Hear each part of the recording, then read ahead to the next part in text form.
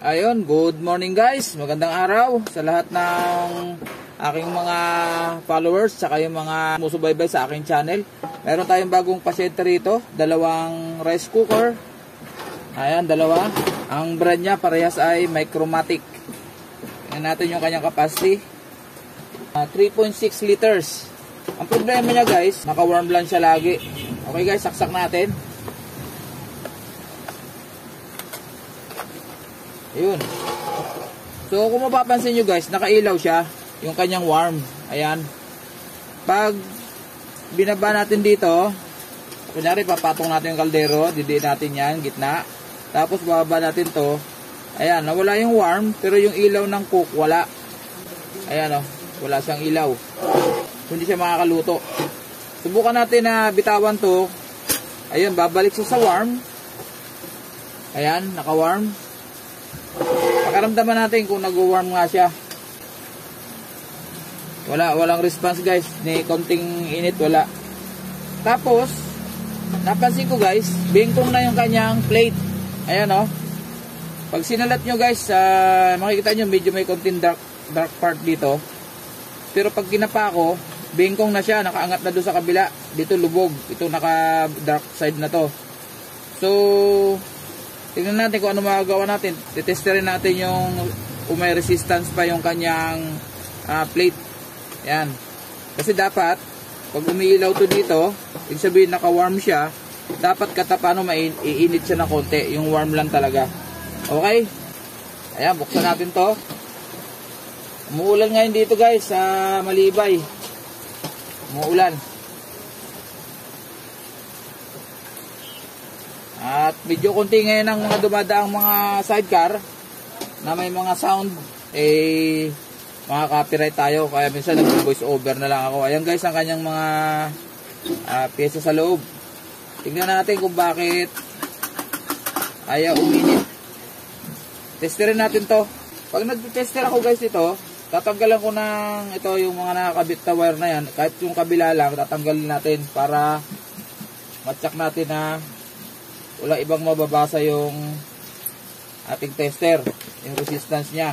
Kasi pag, ayun, unang-una, putol na yung kanyang thermal fuse. Ayan o. Ayan guys.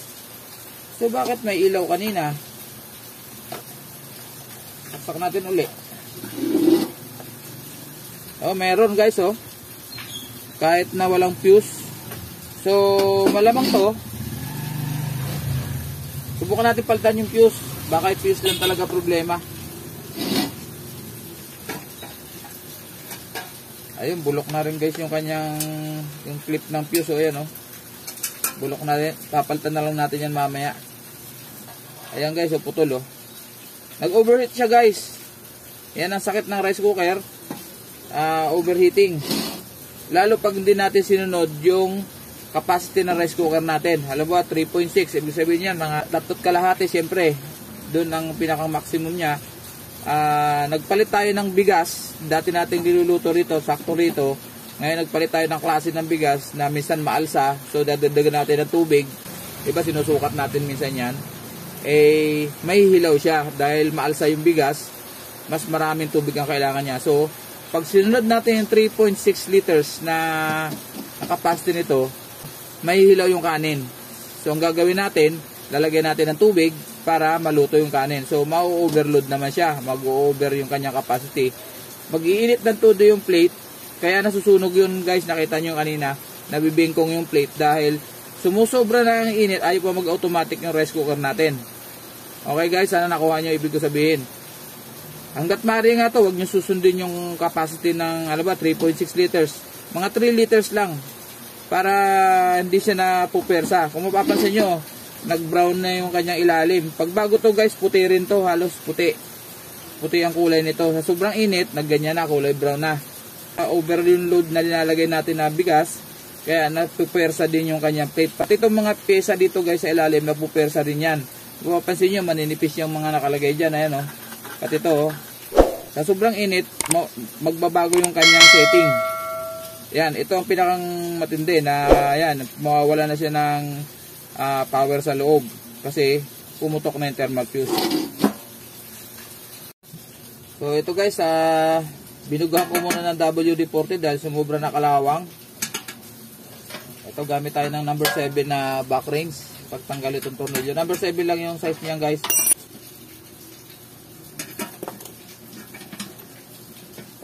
Ayun guys, lumuwag na.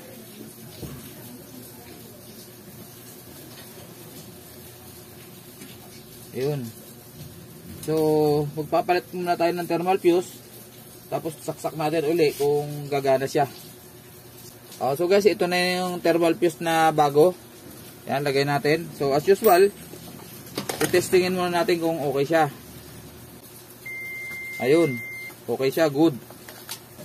So ito guys, na kanyang mga insulator, malutong na. Ayan, kulay sunog na lahat. Papalitan na natin lahat yan. Pati ito, wala na, talagang grabe. Naiwan na dito sa loob yung pinakang ceramic na fuse. Sa loob, di na mahila. To. Naiwan na dyan. So papalitan na natin lahat yan. So guys, ito, tinanggal ko na kasi naputol na yung kanyang terminal. At para mabawasan natin dito tayo magdugtong. Ayan guys, so tinanggal ko na dito muna. Okay. So ito guys ang ipapalit natin. Ito. Lalagyan na ito dito mamaya. Ayan.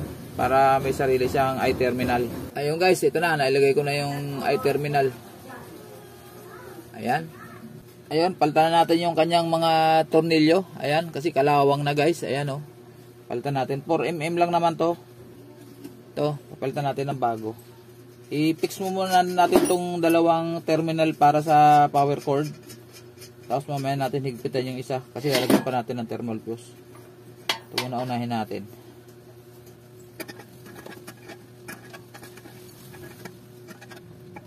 Okay. Tapos yung thermal fuse naman mamaya. So guys, ito naman ang gagawin natin ngayon. Ito kasi nabulok na yung kanyang holder ng thermal fuse.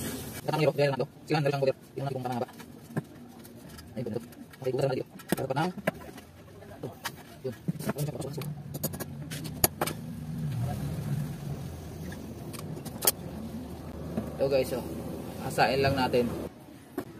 So ito na guys, nabutasan na natin.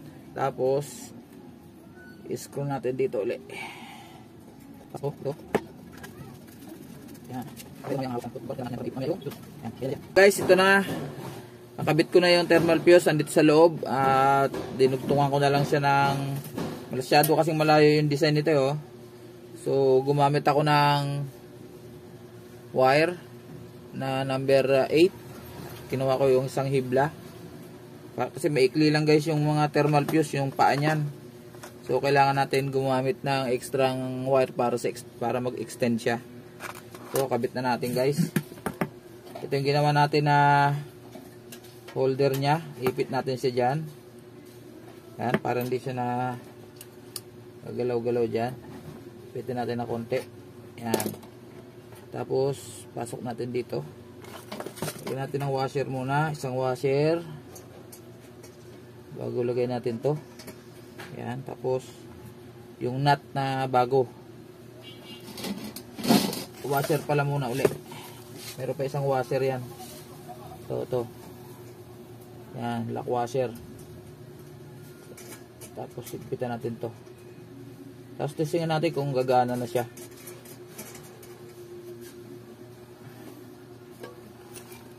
Ayan, higpitan natin.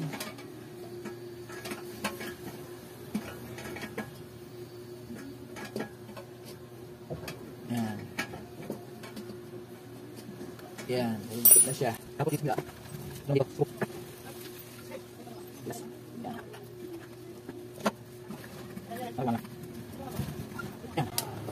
Okay, testingin muna natin guys kung iilaw na siya ng pantay. Ayun guys. Ayun na. Tapos didiin natin itong gitna. Tapos diin natin to. So ang problema niya, wala siyang ilaw, ayaw niya bumaba dito sa pula. So i-adjust natin siya. So guys, ito ang i-adjust natin kasi kung mapapansin nyo, di ba binababa yan, pag nakababa to, yung pinakang switch niya, dapat may contact tong contact point. So gagawin natin, testingin natin, didiin natin to sa kabila, to. para dapat nakalapat 'yon. So testerin natin. So hindi siya nagko-contact, yung contact point may problema niyan. So hasain natin 'yan. Tapos kung kinakailangan i-adjust pa, i-adjust natin. Yung contact point kasi dalawa yan dito, mayroon dito tsaka sa kabila. So gamit tayo ng liha, to. Siguro mga 360 lang na liha, huwag masyado magaspang. So iangat natin na konti, tapos ipasok natin to rito. Kita ba? Yan guys, oh. Tupiin natin yung liha, magkabila dapat may may liha. So tinupi natin, tapos angat ng konti, singit natin sa gitna. Yan, tapos idiin natin dito konti, saka natin hilahin pa balik-balik. Yan, para maliha yung contact point. Konti lang guys, huwag masyadong matagal pagliha kasi baka mapudpud yung contact point. So sana gumana na. Kailangan tumunog to guys eh. Didiin natin ulit to na isang daliri ito dito, ganyan, tapos contact point. So wala pa rin. Ang gagawin natin dyan, pag wala pa rin contact, i-adjust natin to, itataas natin ng konti yung sa ilalim. Iangat natin pataas, konti lang, alalay lang hanggang makuha natin yung tamang contact. Yan. So baba natin. Ayun, meron na. Pag binitawan natin to, ito mawawala dapat. Baba, meron. Yan mo. Yan, so testingin natin sa actual doon sa kuryente. Saksak natin uli. So andun uli yung kulay, yung warm niya. Dapat pag binaba natin to guys, pag binaba natin to, dapat magkukok siya, yung indicator ng cook. Ayun. Pag binitawan yan, dapat babalik sa warm. Yun, ang tama na yan guys. Yan. Yan. Ayun, umangat na. So dyan, tama na yan guys. At pwede na nating tawagan si customer para sabihin natin na okay na yung kanyang rice cooker. I-summary lang natin yung i-sum up natin yung ating problema nito at saka kung ano yung ginawa natin. So ito, Micromatic na 3.6 liter na rice cooker. Ang problema nito kanina guys, naka-warm lang siya kahit na ibaba natin to. So ito nagko-cook na dahil ginawa na natin. So ang naging problema niya guys, unang-una, nag-overheat siya ng todo. Kita nyo, nakakulay brown na yung ilalim niya, dapat puti yan.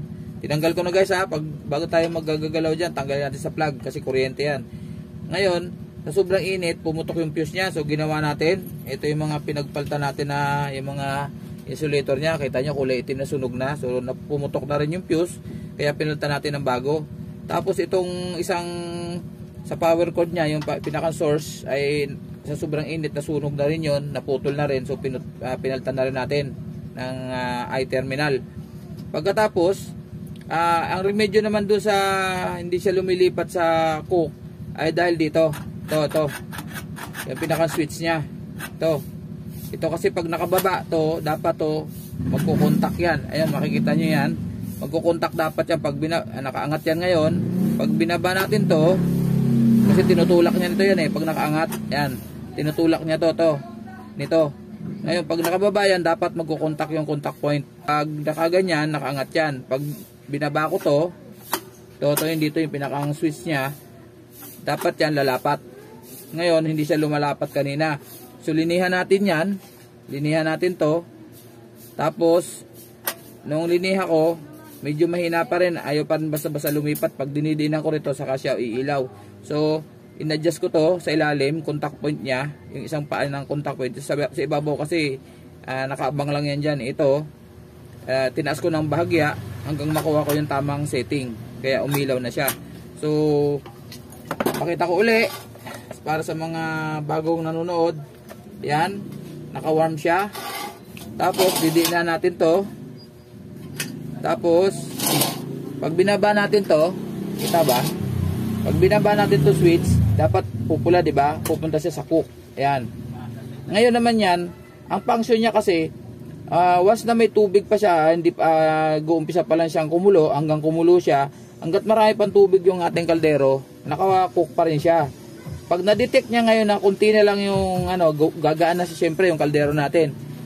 Itutulak naman ng spring yan, unti-unti yan, siyempre gagaan, aangat to na unti-unti hanggang bumitaw siya. So lilipat na siya sa warm. Ayun guys, yan ang naging solusyon natin sa problema ni customer para makapagluto na siya. Ngayon, kanina binanggit ko rin ito, medyo deform na yung kanyang pinakanyang heating element niya. UP na to. Papaliwanag din natin sa kanya na posibleng hindi na makaluto ng pantayan. So kung mapapansin nyo minsan yung mga rice cooker nyo, dahil bengkong na yung pinakang heating element niya, dito kumulo na, doon sa kabila hindi pa. Yan ang nagiging sani pag deform na yung kanyang heating element. So ito UP na dito sa baba, makikita nyo medyo iba kulay niya, nag-discoloration na siya dahil sa sobrang init minsan. Tapos sa tips ko lang sa inyo, pag magsasaing tayo, siguro din natin natuyo yung ilalim ng ating mga kaldero para hindi ito maapektuhan. Bukod pa sa kaya nangyari yan dahil sa overheating nga. Dahil nga kanina sabi ko sa inyo, susundin natin yung capacity ng ating rice cooker. Ayan guys, ulitin ko. May mga pagkakataon na lalo sa mga nagbo-board, yung maliliit na kwarto ang inuupahan, ginagawa tong all-in-one yung rice cooker natin. Kaya tinawag siya ng rice cooker dahil pang kanin lang, pambigas. Ginagawa ng iba, iniinitan ng tubig. Lalo na paniinitan ng tubig. Yun ang karamihang nagiging cause ng pagputok ng fuse. Imagine niyo kung kanin ang iluluto nyo, siguro mga 20 minutes o 30 minutes kukulo na siya. 'Di ba? Mababawasan na ng tubig, siyempre mag-automatic na siya. Kung tubig, mag-iinit tayo na pampaligo. Yun karamihan ang ginagawa natin Pampaligo, siyempre maraming tubig lalagay mo yung kaldero natin. Halos pupunuin natin yung para maraming tubig na mainit. Ngayon, hindi siya mag-automatic. 'Di ba? Hindi mo naman papakuluin niya na mababawasan yan Automatic pag kumulo. Saka lang natin papatayin 'to, hugutin natin 'to kasi hindi siya mag-automatic. Automatic 'yun na magkakaproblema yung ating heating element at puputok ang fuse kasi overheat na nga dahil ginagawa nating initan ng tubig. Okay? Yung iba, pinagpiprituhan ng hotdog, ng itlog, na kung anong pwedeng nilang lutuin. Ginagawa nga nilang all-in-one. Hindi po pwede po yun. Pwede pero sisirain niya yung ating unit. Okay? So maraming salamat. Konting dagdag tips lang yon. So okay na yung ating ginawa. Tatakpan na natin to dahil okay na siya. Takpan muna natin to. Baka makalimutan natin takpan. Yan.